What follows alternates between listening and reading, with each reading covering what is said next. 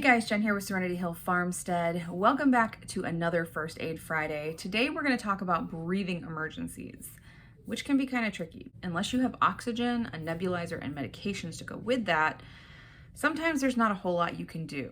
And it is really important to know when to make certain decisions. So we're going to go ahead and get into that information, get you guys the information to help you feel more prepared in this kind of situation.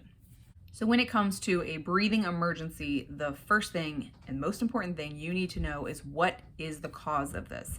Is it due to an allergy? Is it due to an environmental irritant? Is it due to an illness? And is it in a child or is it in an adult?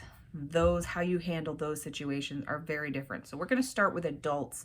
And then after I go through all of the information with that, then we'll move on to kids because that is a whole different beast. Another thing you really need to consider, you need to have this information, is whether or not this is an acute issue, this is a sudden issue, they don't have a history of having any breathing difficulties, or maybe it's very rare, but acute means sudden, severe, not something that's happening all the time, versus chronic. So someone that has asthma, someone that has emphysema, COPD, something like that. Now, typically, people should, if they have a chronic respiratory disease, they should have an action plan. Now, if you are one of these people that have one of these chronic diseases and you don't have an action plan, please go get an action plan. If you do not, and something happens and you're somewhere finding yourself when you're not with your doctor and you have to go into a different ER where they don't know you and they can't access your chart and your information, they're not going to have that action plan. I know for me personally, in my action plan, it says that I don't wheeze, which we'll get into a whole different thing. I have pretty severe asthma and I don't wheeze. And what they need to look for me with my asthma and how I respond to certain medications, I can't just be given the standard albuterol that they give to people. It doesn't work well for me. That's all in my action plan. So you need to have an action plan. You need to keep it on you. It needs to go with you wherever you go. Same thing if you have kids. If you have kids, that action plan is not just for their school. It is to be with you, keep it on you at all times. So, okay, we have acute, we have chronic, we have the cause, what's going on? Is it an illness? Is it an environmental? Is it an allergy to something? We have all of that information. And this is something you'll get like real quick. This is something just looking at them, or maybe you're the parent and or you're the spouse. Whatever the situation is, you will get this information rather quickly. I'm just breaking it down slowly to go through the steps for you. When someone is short of breath, there are really 5 things you need to look at to judge where their respiratory status is, where their difficulty is, how severe it is, and what you need to do. So the first thing you want to do, if you do not have one of these, you need to get one of these. I have 2. I have one for my house and I have one in the first aid kit that is in my vehicle that goes with us everywhere. So the first thing is your pulse ox. It is the little thing that they put on your finger anytime you go to the doctor to judge your oxygen saturation.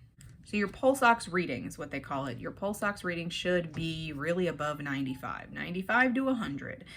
Typically people may not be at 100. You may see them at 98, 97, and some people that have chronic respiratory illness, maybe they hang out in the low 90s and that's their normal. Typically though, for your normal person that doesn't have an acute illness, you want to keep it above 95. It should be above 95. Anything underneath that, they're having some respiratory distress and it's affecting their oxygenation.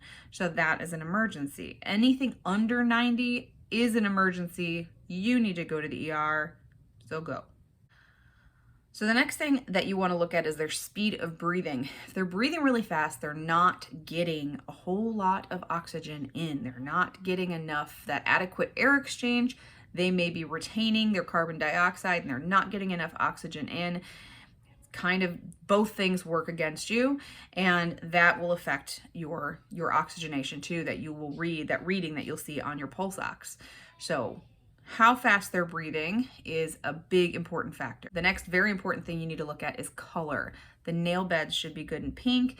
The lips should be good and pink. You shouldn't see any bluish, purplish, grayish colors. If you see that, that is a big emergency and you need to just go.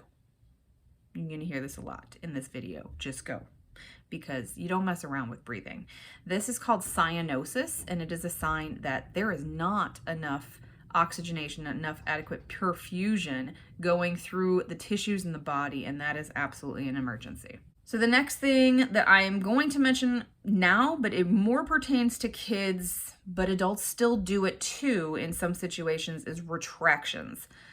Retractions are, if you have kids, you should be familiar with this if they've been sick before.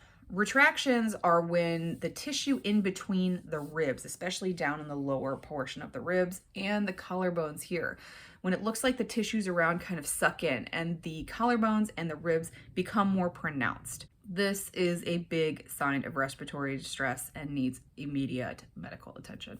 And like I said, with kids, I'm going to talk more about that in a minute, so just hang on a second. The last thing that you really need to watch for is level of consciousness. It is exhausting to be short of breath.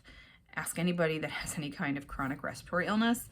Being short of breath, it's just exhausting. There's no other word that better fits it. When you're not getting that oxygenation, it's your entire body that is affected. All of your organs are short that oxygen, and they retain, especially with someone that has a chronic respiratory illness like asthma and COPD, their issue is that they retain carbon dioxide. It's not an issue with getting enough oxygen necessarily. It's more in the chronic status of the disease. Just what it does is you have an issue with expelling the carbon dioxide. So you retain that, and then there's no room for that oxygen to come in.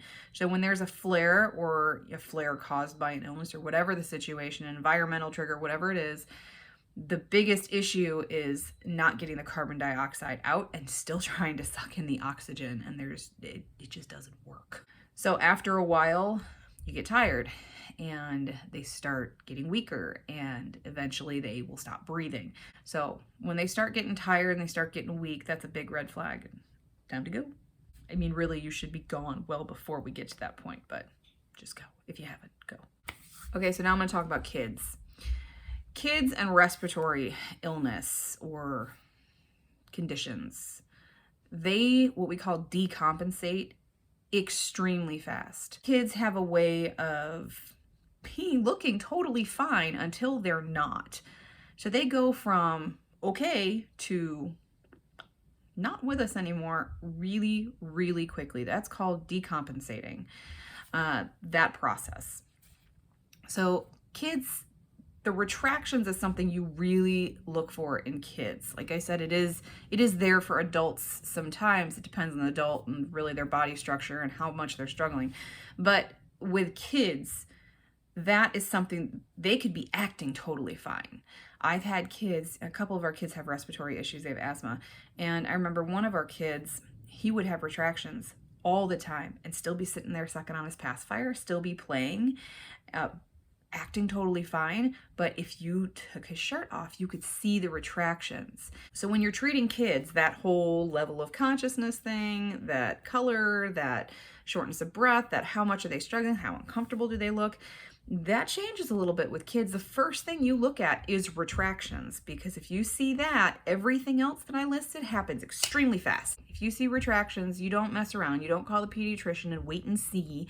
You just, if you don't have an action plan and you don't have medications on hand on how to treat this, you need to just go.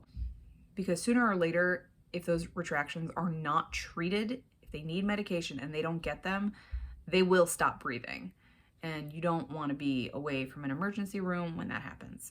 Okay, so some things that you can do to offer supportive care, things to help. If you don't have oxygen, you don't have a nebulizer, you don't have albuterol, you don't have those things, it's not something you deal with all the time. You still want to support them, their respiratory status through their illness, or, you want to do some things to maybe prevent going to the hospital. Again, you heard me say, go to the hospital. I don't even know. I didn't count how many times did I say it now.